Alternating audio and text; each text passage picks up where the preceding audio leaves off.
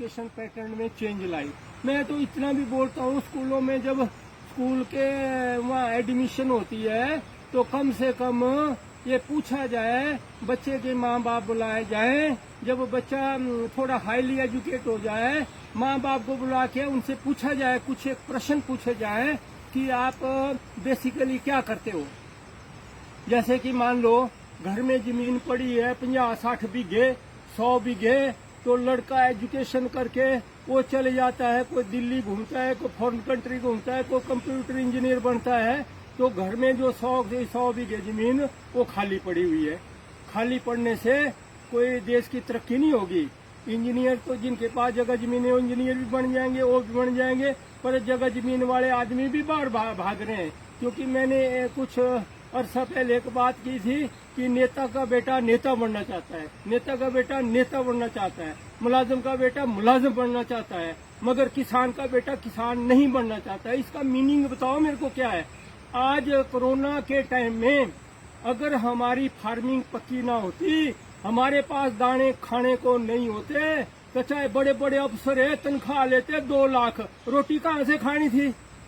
हमारे किसान भाइयों ने अनाज पैदा करके स्टोर में रखा हुआ है, वो खा रहे हैं, नोट तो खाने नहीं है सजनों।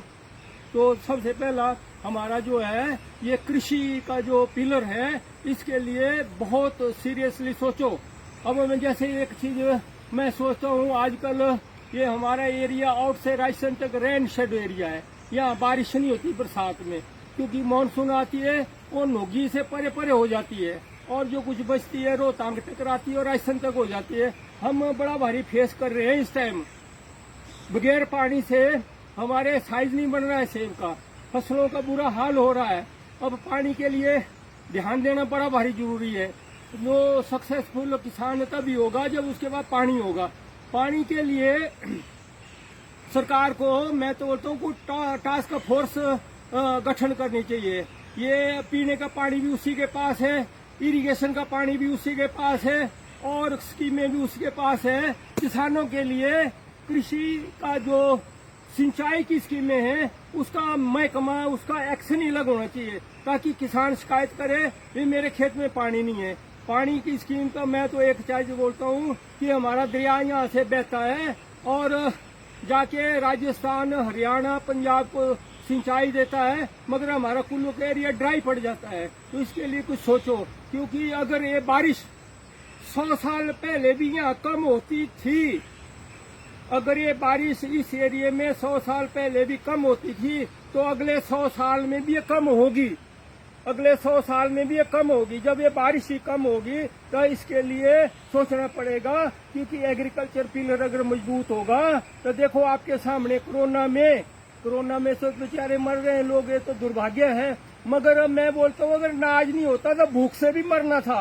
कुर्सी में बैठे हैं, मुलाजिम तनख्वाह लेते हैं, नोट तो उनकी जेब में बड़े भारी होंगे, मगर अनाज नहीं है उनके पास। और अनाज तो दुकानों से खरीदना, दुकानों में तब अनाज आएगा जब हमारे पास अनाज होगा। दूध हमारे पास, सब्जियां होगी तो बाजार में जाएगी तब खरीदेगा, नोट से तो पेट भरने वाला नहीं है। तो आज हालत ऐसी है, कोरोना ने ये बता दिया कि अगर कृषि क्षेत्र हमारा जागरूक ना होता और कृषि जिम्मेदार जो है वो अनाज पैदा करके भंडारों में ना होते, तो कोरोना से कम मरने थे, भूखमरी से ज्यादा मरने से।